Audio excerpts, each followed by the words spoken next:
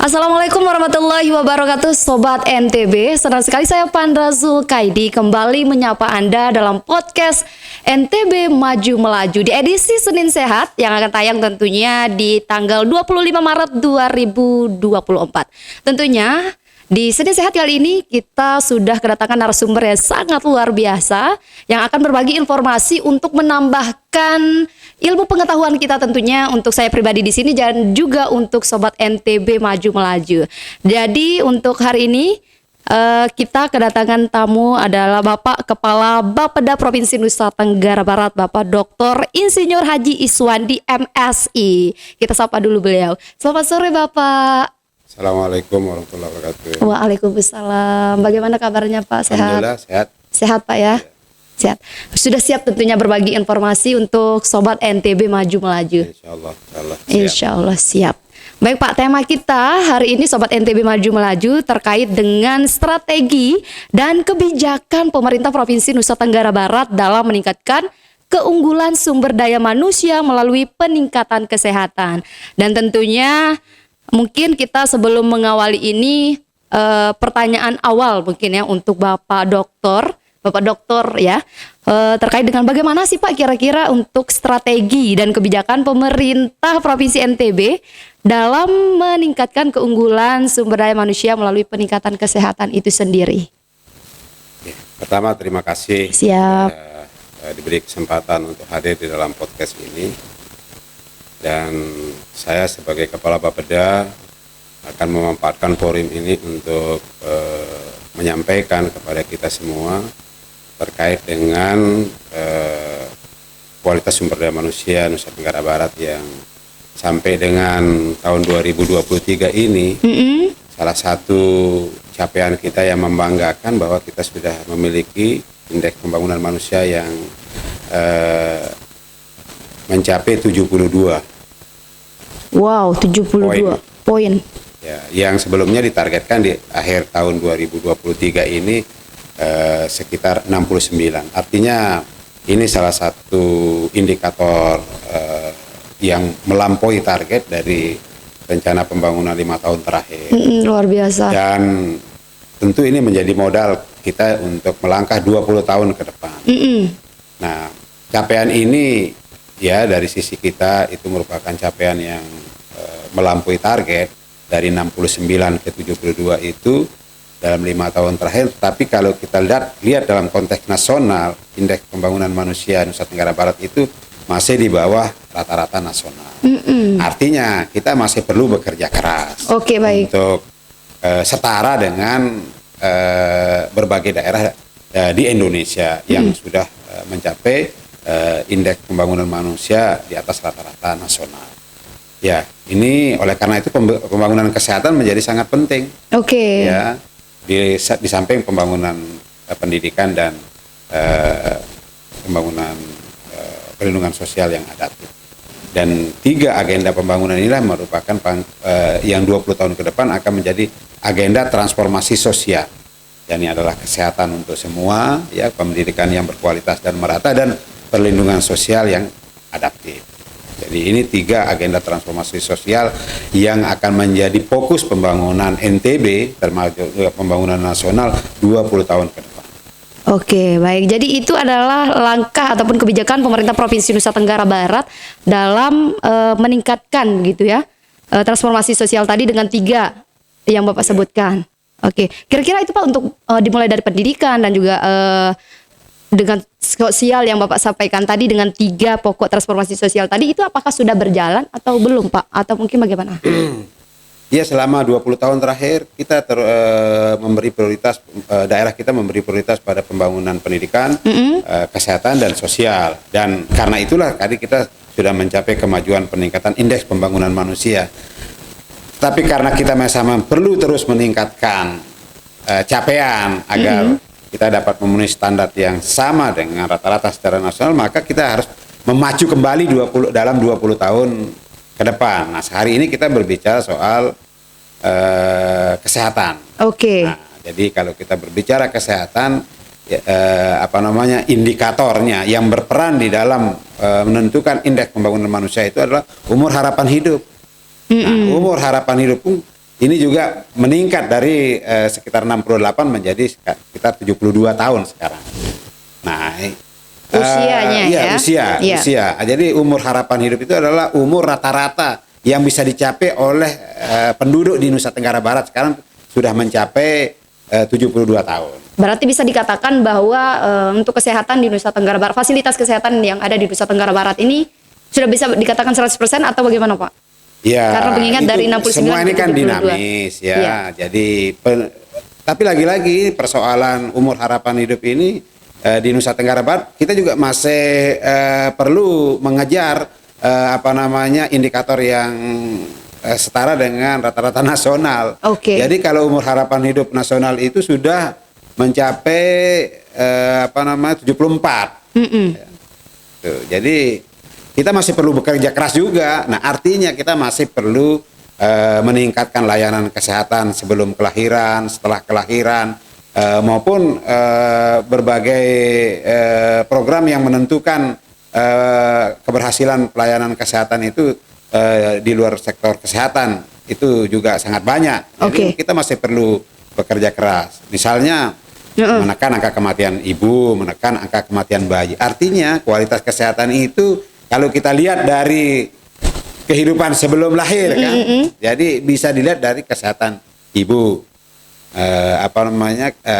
angka kematian ibu, angka kematian bayi. Angka kematian ibu itu masih juga perlu kita tekan. Kematian bayi juga begitu. Artinya ya di situ nanti perlu pelayanan kesehatan yang lebih berkualitas sehingga semua orang mendapatkan kemudahan untuk mengontrol kesehatan kehamilannya, mengontrol kesehatan calon bayinya. Nah, apalagi kalau sudah lahir. Kalau sudah lahir, bagaimana tadi soal kecukupan gizinya?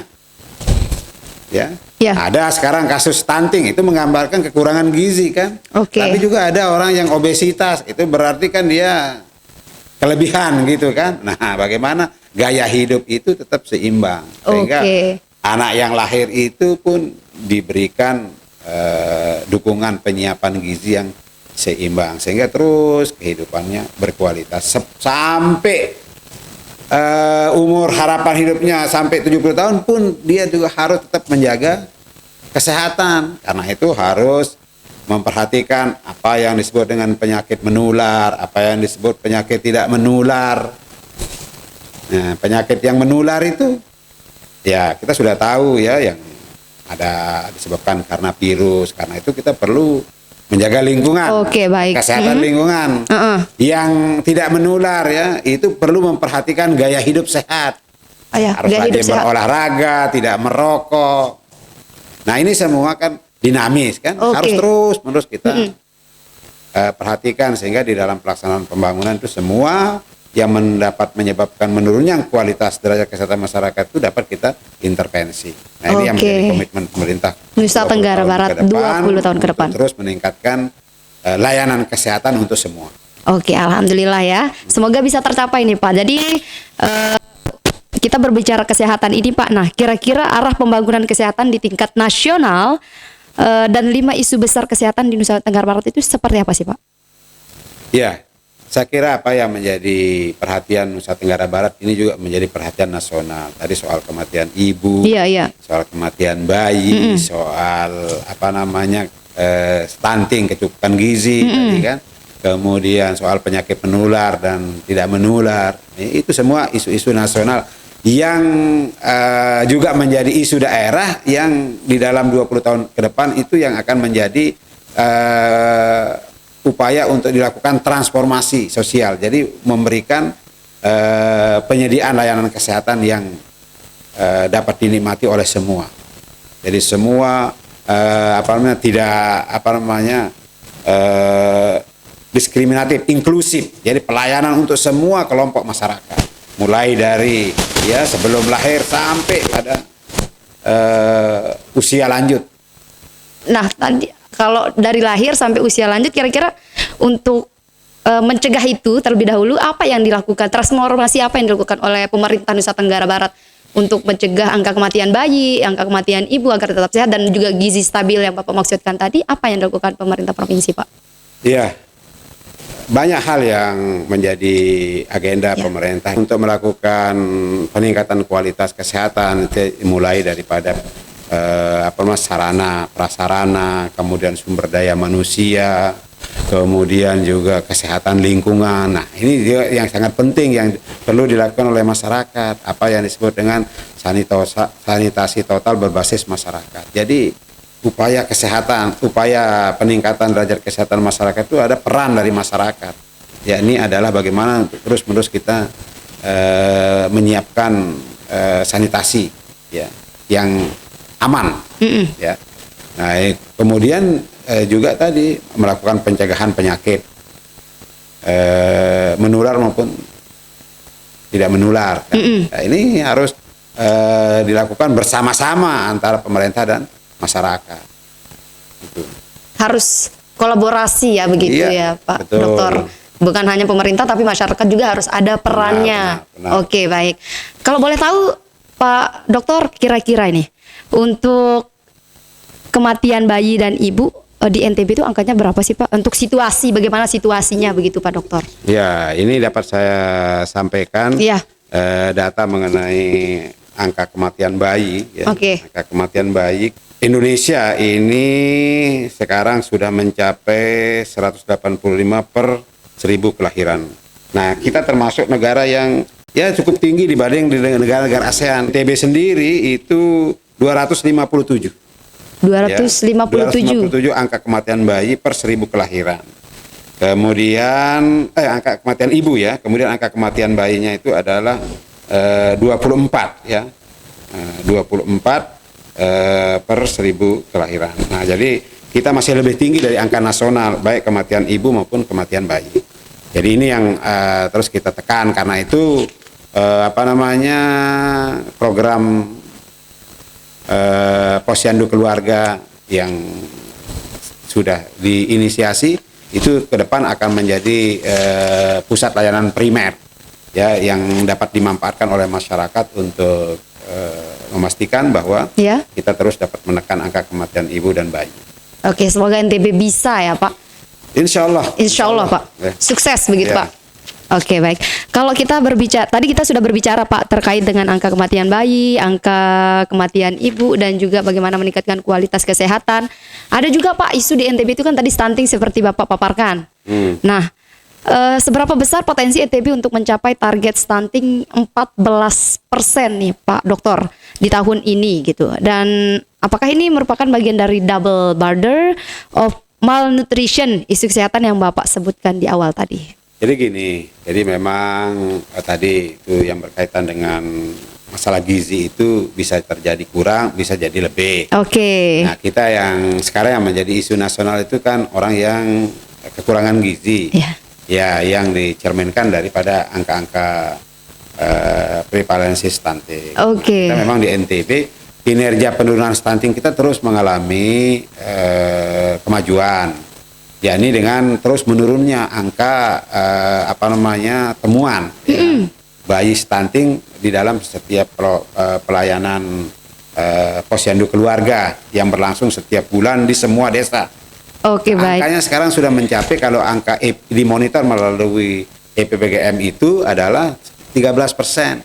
Artinya jumlah bayi yang stunting itu sekitar 13%. Di NTB berdasarkan angka EPPGM. Nah, ini penilaian kinerja yang kita monitor, karena yang 13% itu by name, by address-nya ada ya di seluruh kabupaten, di seluruh desa. Jumlah bayinya itu ketahuan. Tetapi memang karena masalah stunting ini itu juga bersifat dinamis ya, di mana itu bisa naik turun. Secara setiap kali periodik itu karena adanya keluarga yang berisiko stunting. Jadi namanya keluarga yang berisiko stunting itu calon pengantin yang tidak mengontrol kesehatannya, tidak memeriksakan diri itu ketika Menikah gitu ya? Ketika dia menikah dan melahirkan itu Berdampak. baru sadar ketika diukur bayinya tidak memenuhi standar, dia ketemu sebagai anak yang stunting. Iya. Nah, karena itu seringkali ketika disurvei secara nasional angka kita ini masih tinggi ya. Sekarang ini di atas 30%. Nah ini kalau boleh tahu kita akan dekatkan ya. Oke. Di dalam tahun 2024 ini kita akan berusaha untuk mendekatkan percepatan penurunan stunting ini dengan meningkatkan kinerja PPGM kita itu sampai dia serendah-rendahnya, sehingga secara nasional ketika disurvei itu kita dapat proyeksikan bisa mencapai 14%. Oke, baik. Tadi di awal penjelasan Bapak sempat Bapak sampaikan bahwa untuk angka stunting di Nusa Tenggara Barat itu hampir mencapai 13% begitu, sedangkan di nasional 30% begitu. Iya. Lalu apa yang bisa membedakan itu? Kenapa tidak sinkronisasi antara data yang ada di daerah dengan data yang ada di nasional, Pak? Ya, karena itu kan nasional itu bersifat survei, sedangkan kita itu adalah bersifat intervensi by name by address-nya dari pelayanan posyandu keluarga yang ada di setiap posyandu di desa-desa. Jadi memang kalau yang survei itu ketika ditanya siapa orangnya, di mana orangnya, tidak akan ketemu. Hanya proporsi yang bisa diungkapkan gitu kan. Ya karena tadi itu berdasarkan proyeksi. Nah oleh karena itu yang kita perlu dekatkan. Oke, apakah nanti tidak akan ada bahasa dari nasional bahwa NTB ini mengklaim gitu bahwa datanya 13%, bukan hanya klaim gitu loh Pak? Ya kita klaimnya itu karena kita punya data orang yang memang teridentifikasi stunting itu orangnya ada, rumahnya kita ketahui, semua identitasnya by name by address. Iya, jadi bisa dibuktikan gitu ya Pak ya, real datanya ada. Nah karena itu supaya jangan jadi persoalan, kita akan ke depan di tahun 2024 memastikan bahwa secara nasional kita bisa mencapai 4% berdasarkan hasil survei. Itu adalah kita harus pastikan yang serendah-rendahnya ini ya harus bisa sampai tidak ada temuan lagi tentang stunting ini kan gitu. Iya. Itu upaya kita. Oke, baik. Jadi data dari nasional itu memang menggunakan survei, kalau di pemerintah provinsi sendiri menggunakan intervensi begitu, by name by address begitu ya Pak. Oke, tadi di awal Bapak sempat paparkan terkait penyakit menular dan tidak menular. Jadi penasaran nih saya Pak. Nah, apa sih bedanya penyakit menular dan tidak menular, seperti apa jenisnya begitu Pak? Ya, kalau penyakit menular jangan dekat-dekat, nanti kena ikut sakit. Iya. Ya, kalau penyakit tidak menular ya sederhananya ya walaupun kita berinteraksi sama orang yang sedang sakit itu kita tidak ikut ketularan. Ya, oleh karena itu kita perlu membuat perlakuan ya, tata kelola bagaimana caranya ketika ada orang memiliki penyakit menular itu ya kita harus berupaya untuk mencegah penularannya kan gitu. Oke.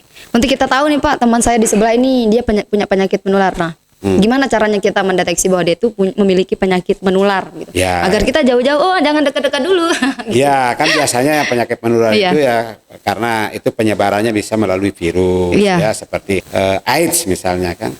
Ya, kemudian seperti yang baru-baru ini kan COVID misalnya. COVID, betul. Jadi itu penyakit-penyakit yang bisa menyebar melalui virus itu biasanya itu penyakit menular. Nah, itu sehingga harus ada tata kelola pada diri kita sehingga kita dapat mengatasi membatasi penularannya.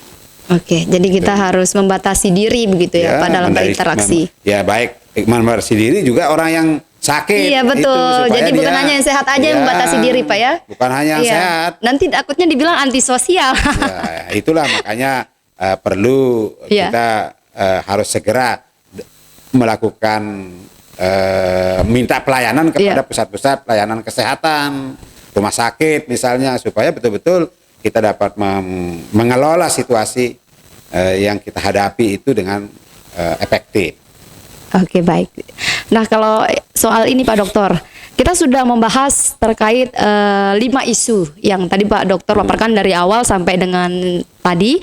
Nah, sekarang kalau boleh tahu nih Pak, apa sih kebijakan pemerintah Nusa Tenggara Barat itu ke depan gitu untuk menanggulangi 5 isu tadi yang real begitu?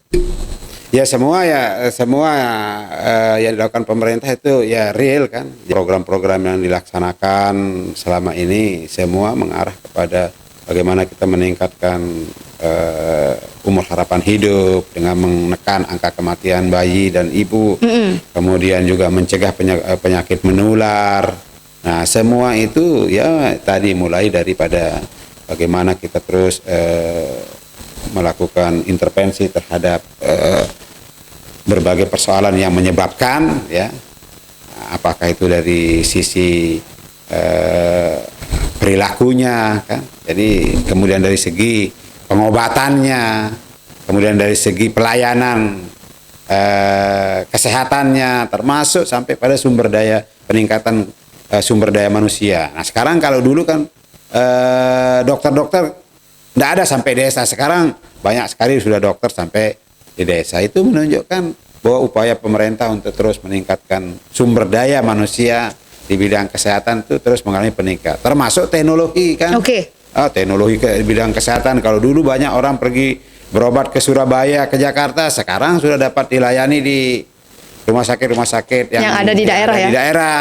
Itu hal-hal yang konkret yang sudah dilakukan. Bahkan event internasional berskala internasional di Mandalika itu dilayani oleh rumah sakit kita sendiri. Artinya dari segi sarana, dari segi sumber daya manusia kita terus mengalami peningkatan. Sudah memberikan performa yang luar biasa, gitu 100% gitu Pak ya. Tapi kita tidak boleh berpuas diri. Oke, kita harus betul. terus mengevaluasi diri ya Pak. Ya, meningkatkan kualitas layanan kita sehingga semua orang merasa mudah, merasa cepat, merasa puas dengan apa yang layanan kesehatan yang disediakan oleh pemerintah di daerah sendiri. Oke, baik. Kita sudah membahas pemirsa Sobat NTB Maju Melaju terkait dengan tema strategi dan kebijakan pemerintah Provinsi Nusa Tenggara Barat dalam meningkatkan keunggulan sumber daya manusia melalui peningkatan kesehatan. Dan tentunya bersama Bapak Kepala Bapeda Provinsi Nusa Tenggara Barat, Bapak Dr. Insinyur Haji Iswandi MSI. Mungkin Pak, kita sudah berbincang dari awal sampai dengan sekarang tuh sudah batas waktunya nih Pak ya. Jadi mungkin sebelum kita menutup podcast kita, bolehlah kita mendengarkan sedikit closing statement baik untuk kita di sini dan juga untuk Sobat NTB Maju Melaju yang ada di rumah. Ya, pembangunan kesehatan itu menjadi tanggung jawab kita semua. Ya, karena itu pemerintah berupaya untuk menyediakan layanan kesehatan untuk semua. Nah, dan oleh karena itu ya semua kita harus terus meningkatkan kolaborasi, sinergitas di dalam memastikan kita berperan untuk meningkatkan kualitas kesehatan. Demikian, makasih. Baik, jadi kesimpulannya semua kita bertanggung jawab dalam kesehatan. Jadi bukan hanya pemerintah Sobat NTB, tapi kita juga masyarakat harus aware, harus sadar dengan kesehatan. Jadi bukan hanya sedikit-sedikit menekan pemerintah, tapi kita selaku masyarakat yang cerdas tentunya harus sehat dan harus cerdas, harus aware dengan kesehatan kita. Baik Sobat NTB Maju Melaju, itulah dia podcast Senin Sehat dengan tema yang saya sebutkan tadi, strategi dan kebijakan pemerintah Provinsi Nusa Tenggara Barat dalam meningkatkan keunggulan sumber daya manusia melalui peningkatan kesehatan, dan tentunya bersama Bapak Kepala Bapeda Provinsi NTB Bapak Dr. Insinyur Haji Iswandi MSI. Dan untuk Anda tetaplah saksikan podcast NTB Maju Melaju edisi Senin Sehat hari ini tanggal 25 Maret 2024 tentunya di medsos NTB Prop. Saya Panda Zulka ini mohon pamit undur diri dari hadapan Anda. Terima kasih. Wassalamualaikum warahmatullahi wabarakatuh.